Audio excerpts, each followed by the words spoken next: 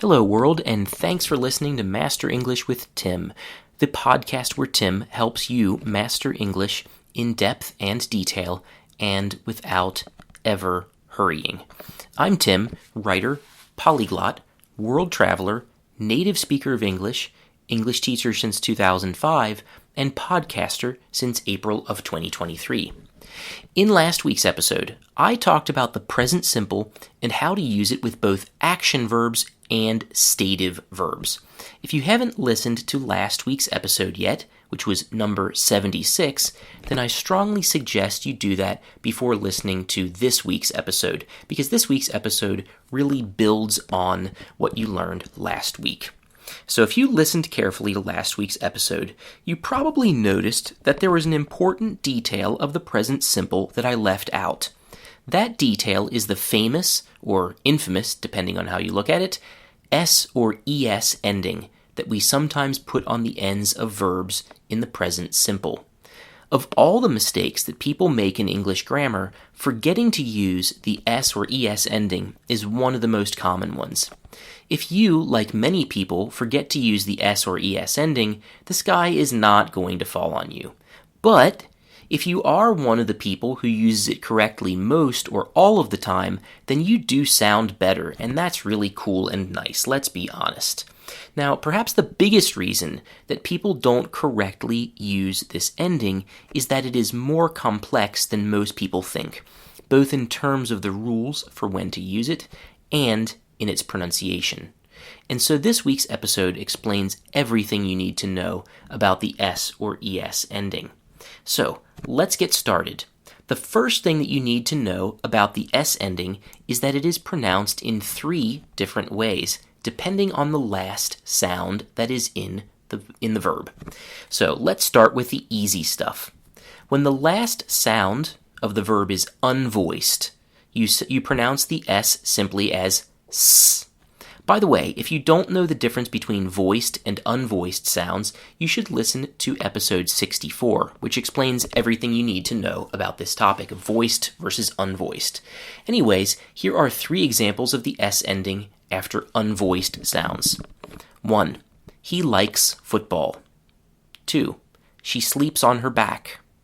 3rd and last. It gets hot in the summer.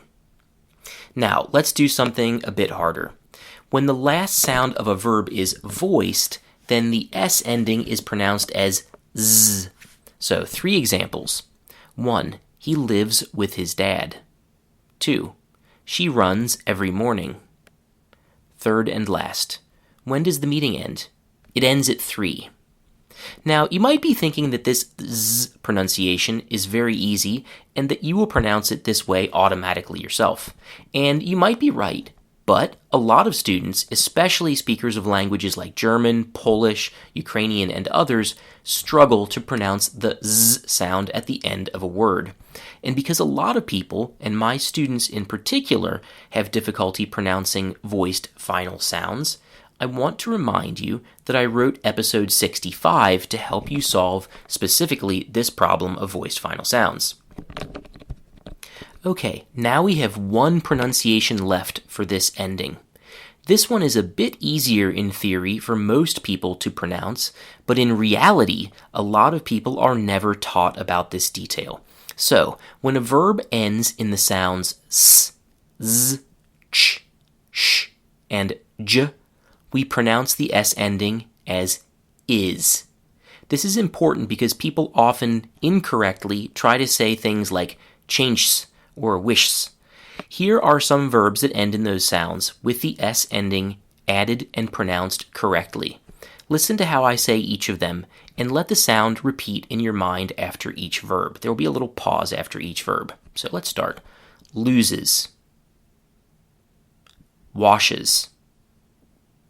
Wishes. Watches. Chooses. Fixes. Misses, catches, changes. Okay, now listen to those same verbs in 9 examples. 1. My wife always loses her keys. 2. She washes the dishes and I cook. 3. Everyone wishes they could work less. 4. She watches a lot of really weird movies. 5. My mom always chooses great gifts for all of us. 6. My brother fixes cars and motorcycles for a living. 7. I talked to David. He says he misses our walks in the park. 8. He catches a lot of big fish, but he always throws them back in the water. 9th and last. Be careful, the weather changes quickly when you're in the mountains. Now, there are also 3 verbs that use the S ending, but in a way that is irregular.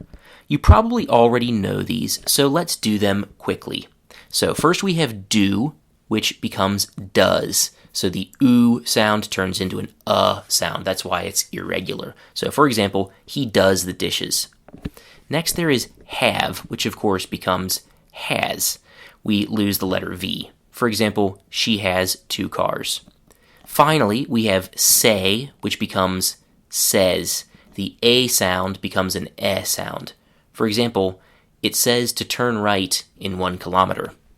Okay, that's everything for the pronunciation of the S ending.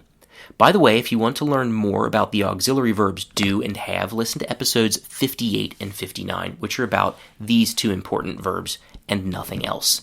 Now let's move on to talking about in which situations we actually need to put the S or ES ending on the end of a verb. So we use this ending when the subject of the sentence is he, she, or it, or an equivalent of one of those.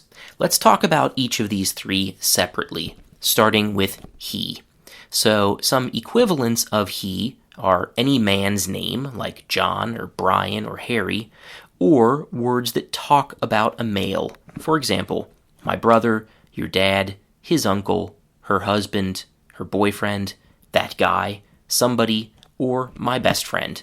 7 examples. 1. He makes a lot of money. 2. My brother knows New York City well. 3. My girlfriend's dad still uses an old-fashioned cell phone. 4. Eric drives way too fast. 5. Peter changes his mind all the time. 6. Our uncle follows the local baseball team. 7th and last. Harry always forgets his friends' birthdays. So, we also use the S ending with she and equivalents of she. For example, women's names like Jane or Tamara or Kathleen or Caroline, or other equivalents like my mom, somebody, her aunt, my best friend, your sister, or that woman. 7 examples. 1. My aunt always arrives late. 2. Crystal sings in the shower. 3. My mom calls me every day. 4. She spends her free time outside. 5. She never takes the train. She always flies. 6. Ellen has a lot of money, but seems unhappy. 7th and last. Our sister runs 5 miles a day. So, let's move on to it. We also use the S ending with it and equivalents of it.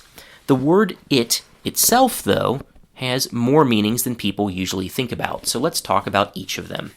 First, it can talk about an animal or plant. So, dog, cat, horse, chicken, tree, flower, bush, and grass are all it.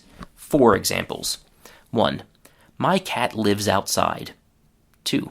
That horse runs faster than the wind. 3. My chameleon changes color. 4th and last. That flower needs more water. Second, it can be used to talk about very small babies. Personally, I think this sounds a little strange, and I use he or she to talk about babies, but I'm not everyone. So, 1 example. It needs a diaper change right now. Third, it can talk about materials. That means that words like water, air, food, meat, and wood are all it. 3 examples. 1. The air smells so nice after it rains. 2. Food costs too much money these days. 3rd and last. This water tastes strange. 4th, it is used to talk about physical things. So, table, sky, book, house, backpack, cloud, pencil, river, computer, and chair, and of course many others besides. They're all it. 5 examples. 1. The price includes shipping. 2. A bus pass only costs $10. 3. The price changes often. 4. This table weighs too much for me to move alone. 5th and last. The Nile River flows north. Now finally, last meaning of it. It can talk about the weather or the environment around us, close to us. 3 examples. 1. It gets dark early in winter. 2. It always rains on my birthday. 3rd and last. It never snows on Christmas anymore. Okay, there is one more situation where verbs use the S ending. You also add the S ending with the subject everybody or everyone. A lot of people are surprised by the fact that you need the S ending on verbs used after everybody and everyone, because those words have a meaning that is close to they, which does not use the S ending. Still, even though it's not really logical, we do put the S ending on verbs after everyone and everybody. 4 examples. 1. Everybody knows that I'm bankrupt. 2. Everyone needs to calm down, please. 3. Not everybody laughs at your jokes. 4th and last. Everyone learns at their own speed. Okay, that's all that you need to know about the S and ES ending, and that's all for this week. Thanks everybody for listening, and see you next week. Thank you.